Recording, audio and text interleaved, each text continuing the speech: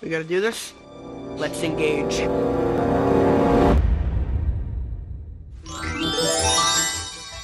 In the opening scene of Stranger Things Season 2, we see the Hawkins kids frantically rushing around, gathering quarters, before rushing down to a typical 80s arcade, excited to play a new video game, Dragon's Lair. But why does this game look far more technically advanced when compared to all the other 8-bit video games of the era?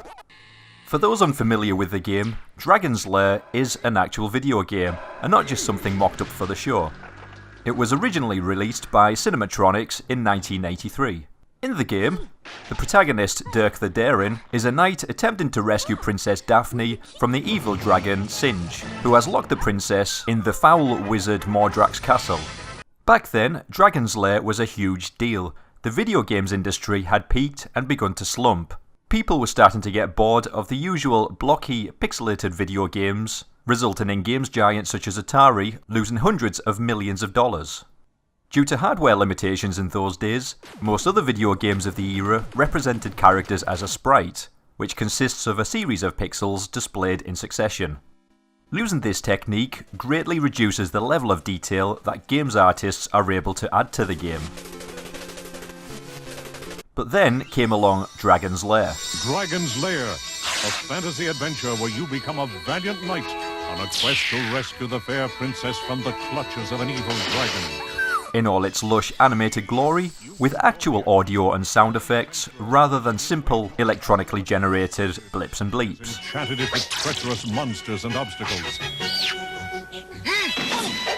The picture quality was approximately 120 times better than any other video game. It continues against the awesome forces that oppose your efforts to reach the Dragon's Lair. Dragon's Lair was hailed as a next-generation leap in video games. So how did it work? Dragon's Lair overcame those hardware limitations by utilising the technology of Laserdisc. For those unfamiliar with Laserdisc, it is basically an LP-sized ancestor of the DVD. The creators of the game took advantage of the vast storage potential of Laserdisc, allowing the game to jump leaps and bounds over the other sprite-based efforts of the era, creating a new experience. Basically, the Dragon's Lair is nothing more than an interactive animated movie. The game will play a series of video clips, and approximately every second the player is presented with a QuickTime event, requiring the player to make a split-second decision in order to progress. Based on the player's decision, the Laserdisc will jump to one of several alternative relevant video clips and play that movie file. This is known as participatory video entertainment. So for example, in this scene, the player can either make Dirk crawl through the hole, resulting in the Laserdisc skipping to one video clip, or the player can make Dirk pull the chain, resulting in the Laserdisc skipping to another video clip, where we see our hero Dirk meet his demise. This concept came from Rick Dyer of Advanced Microcomputer Systems, after Rick discovered Laserdiscs, a brand new optical storage medium that had the ability to replicate movie-quality animation. Disk access was random and chapter-based, so it allowed almost instant access to any area of the disk. If you think the style of artwork looks familiar, that's because Dragon's Lair was animated by Disney veterans Don Bluth, along with Gary Goldman.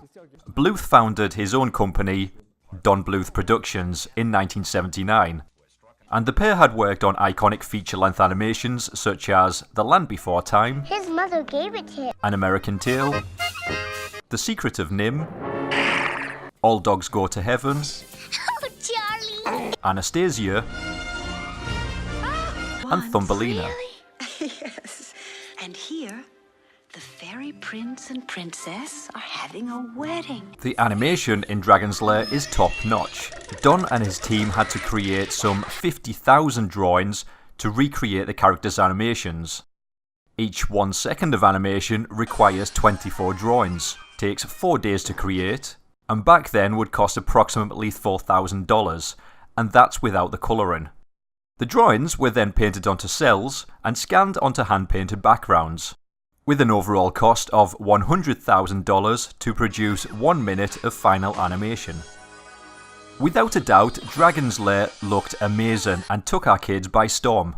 There would be people queuing around the block just to play the game. It generated $48 million in revenue at a time when the games industry was just about to enter a years-long slump.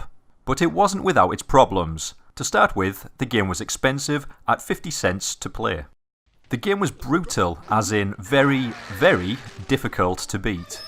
Interactivity was actually pretty limited. Beating the game was more of an exercise in route memorization.